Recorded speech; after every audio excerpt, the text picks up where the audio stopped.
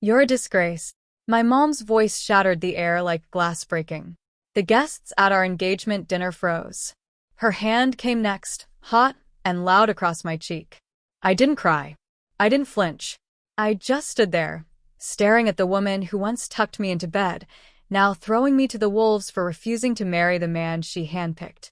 Before we begin, drop a comment and tell us where are you from and from which city you're watching our videos? And after watching the whole video, don't forget to tell us what would you do in this situation? Be honest, tell me in the comments below. We read every comment. Let's begin. I looked at Mark, his arrogant smirk told me he was in on this. He wasn't even surprised. My mom kept yelling, accusing me of shaming the family, calling me selfish for rejecting a man who could make all our problems go away. Then she told me to get out, kicked me out of my own home. I walked out barefoot, wearing a dress she picked, into a night that was colder than her heart. No one followed me, not even Dad, not even my brother Shane, who just stood there watching like it was a scene from a movie he didn't care for. I was 23, broke, and officially alone. But I still didn't say a word. I wasn't going to beg. Not this time. I'd begged enough. I walked 3 miles that night with my heels in hand, tears drying on my face. My phone buzzed. I thought maybe, just maybe one of them had grown a heart. But no. It was an Uber cancellation from the ride Mom had promised. That's when I knew I was dead to them. And they were dead to me. I slept at a motel that smelled like wet carpet and cigarette ashes. Used my last $60 on the room. I stared at the ceiling all night, not crying anymore but burning. Burning with something else. I wasn't going to disappear. I was going to come back one day. Not for revenge, but for silence. The kind that speaks louder than screams. Flash forward 12 years later.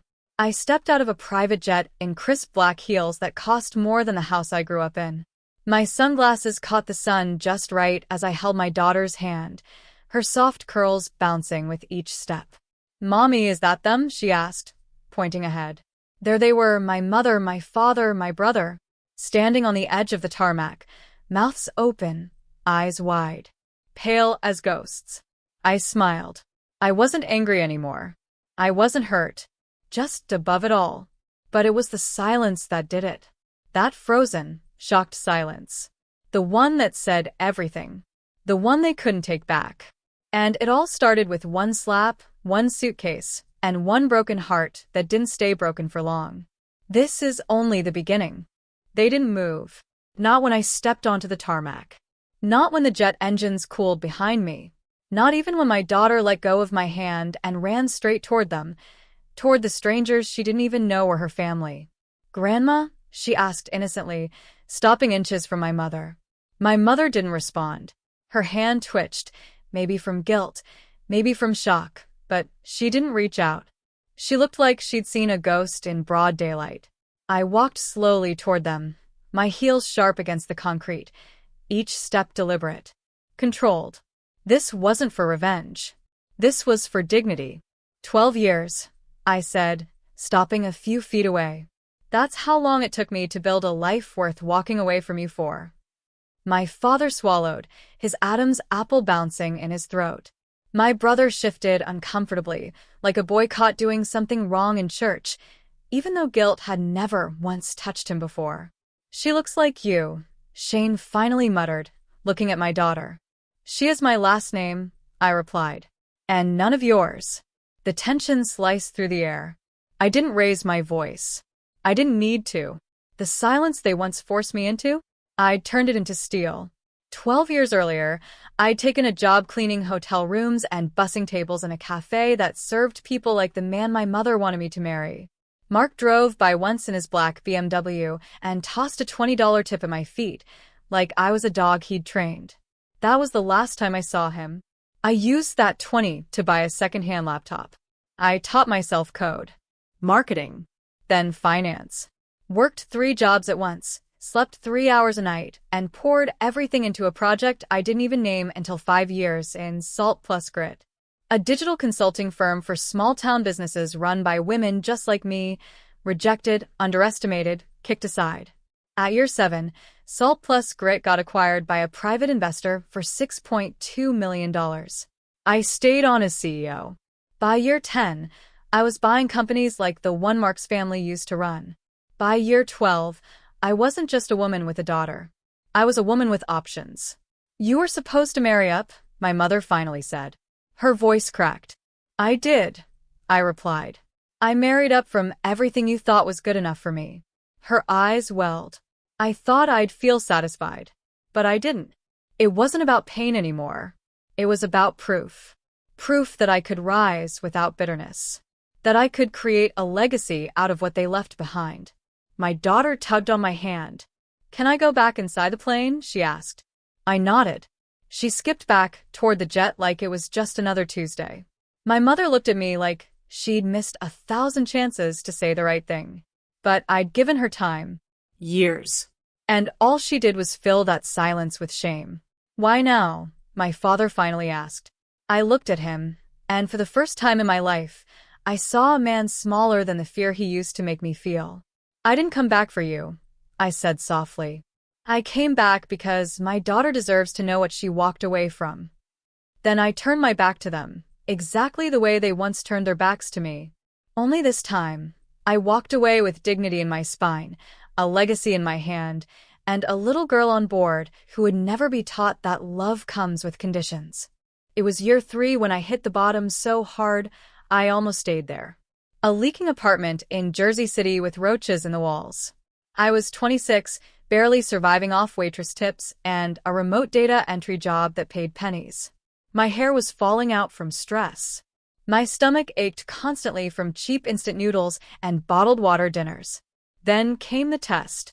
2 pink lines. A baby. I stared at the test for what felt like hours, sitting on a bathroom floor that smelled like bleach and mold. No one to call. No one to lean on. Not my mom, who once told me a woman who can't obey doesn't deserve a roof. Not my dad, who avoided confrontation like it was a fire he might get blamed for. And not Shane, my golden child brother, who could burn the house down and still be called the favorite. But life's funny like that. When everyone walks away, you either collapse or you rise. I rose. Not with magic. With madness. I cleaned tables with my belly growing under a faded apron. Took night classes. Learned code from scratch on a secondhand Chromebook that took 15 minutes, just to boot. Slept on a sofa, not a bed, so I could sublet the bedroom and buy diapers when the time came. And then I met her, Dana, a retired software engineer turned small business owner. She came into the diner once a week, always asked for a booth, always tipped like she knew what hunger really looked like. One night, after I dropped her order, she pulled me aside. You have eyes that don't belong here, she said. I laughed bitterly. That's probably the nicest insult I've had this week. But she wasn't joking. Show me your work, she said. I've seen you coding on breaks. I almost cried. Not because she offered me a job. Because she saw me. Dana gave me a shot, entry level. Remote work from my couch. I took it and turned it into magic. I built prototypes, managed social media campaigns, rewrote brand strategies from the ground up. I didn't just do the job. I devoured it. By the time my daughter was born, Ava, with eyes like mine and lungs like a fighter, I was already building Salt Plus Grit on the side. Nights, feedings, deadlines, I did them all like my life depended on it. Because it did. At age 3, Ava asked me, "Why don't we have a grandma like the kids at school?" I told her the truth. Because some people love you only when you obey. But that's not love. That's control. She nodded slowly. Then we don't need them, do we? No, baby, I said. We build new things now. And we did. By the time Ava was 8, she could read profit loss statements better than most adults. By the time she was 10, she sat beside me at board meetings because I didn't just want to raise a daughter. I wanted to raise a woman who knew her worth. 12 years after that slap, that shame-filled night, that silence, I gave them the one thing they never gave me. A chance to watch. Not to participate. Not to be welcomed. Just to watch. And watching me walk away, again, was the cruelest, kindest justice life could offer. 2 weeks after that jet landed, after that unforgettable silence, I got a letter. Not an email, not a phone call. An actual handwritten letter with my mother's tight, slanted cursive on the envelope. Ava brought it to me while I was reviewing campaign pitches in our sunlit kitchen. "Mom," she said curiously, "who writes letters anymore?" I took it gently, already knowing who it was from. I didn't open it right away. I just stared at it for a while, because for the first time in my life, she wanted something from me. Not obedience. Not silence. Something else. A second chance. That weekend, Ava and I were invited to a private fundraiser in Manhattan. Old money, clean suits, glass walls, and staged smiles. Ava was bored out of her mind until she spotted the piano in the corner. She walked over, touched the keys, and asked the event host if she could play. People chuckled. But then Ava sat down, and the room went still. She played a haunting arrangement of Clair de Lune, the kind of sound that makes even powerful people go quiet.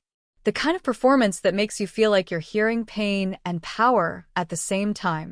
And then, from across the room, I saw her, my mother. I hadn't invited her. She wasn't supposed to be there. But somehow she was.